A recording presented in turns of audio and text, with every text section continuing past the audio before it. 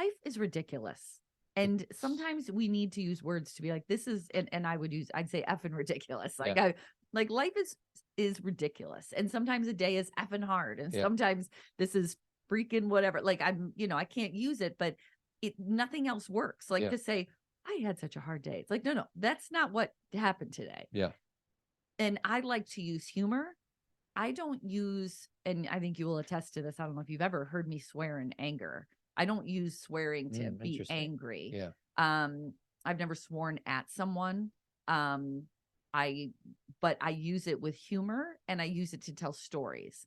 So I think people who use, so I'm going to do a teeny transition. And if you want to pull back and we'll go back into it later, that's fine. But like with my children, the things that I've taught them about swearing is you don't use words on someone. You don't call them a name. You don't use this name or word, no matter what it is, to point someone out. I don't know how to say that any different. Like you don't call someone, but you might say certain behavior is a certain way, or I'm feeling this certain way. But I really have this belief that, again, we've talked about this on the show before, but this is a good show to rediscuss it, that words have energy, right?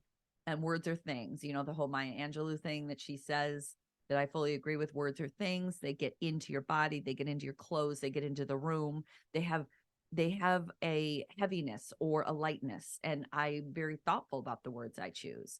And when you use a word and you put it on someone, like you're a B or you're an A or you're whatever, like it gives me a stomach ache. Like it's but you can use the same word and put it in a sentence in a different way and it becomes humor. Yeah. So you just have to be thoughtful about the use.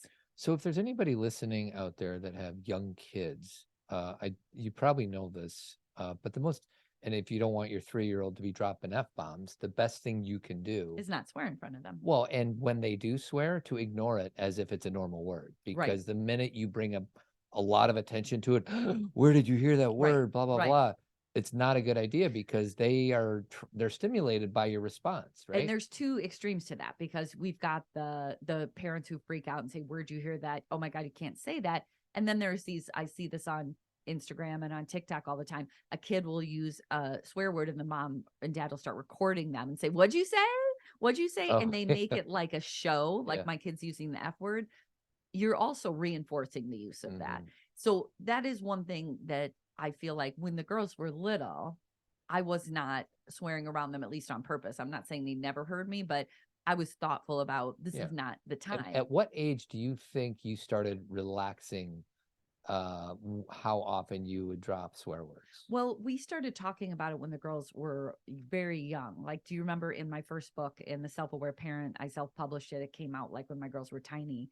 And I told a story about JC feeling really bad because she used the S word. She kept saying, Mama used the S word. And I was like, what's it? I was thinking it was the SHIT, but whatever.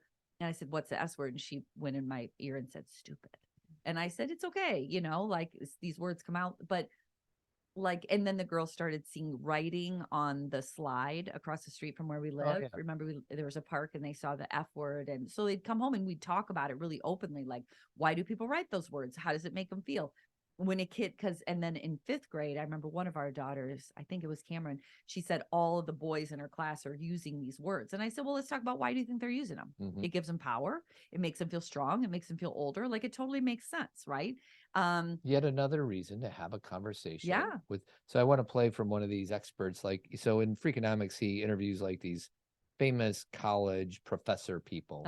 So this is what one guy's take is on it. So let's see what he says. That's just me.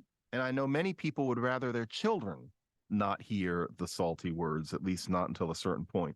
I frankly disagree because I think we're living in a different world. If your children around the age of 9 are going to start hearing pop songs that are full of shameless profanity, and I have now watched that happen with my 2 little girls, I'm not sure why they should ever have listened to anything where words were bleeped out, because I think we don't give kids enough credit for understanding context. Very early on, my girls noticed that Daddy says fuck a lot. They instantly knew he does that, that's funny, but we're not supposed to do it. Yes.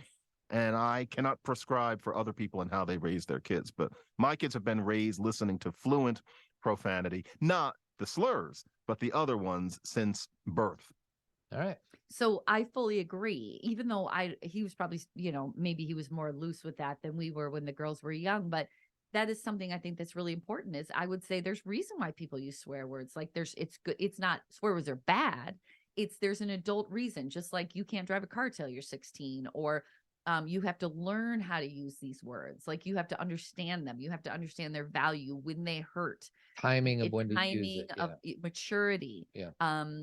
Not with authority figures, like we had to we don't just say this word is good, this word is bad, because that's like that's like saying to kids, sex is good, sex is bad. Yeah. Like, oh, sex is not something we want to talk about. It's like, of course we need to talk about this. This is something that when they get older, you hope they have a positive experience with. So with swear words, it's similar. It just wasn't okay when they were young. Like that, it's not time to use those words. Right.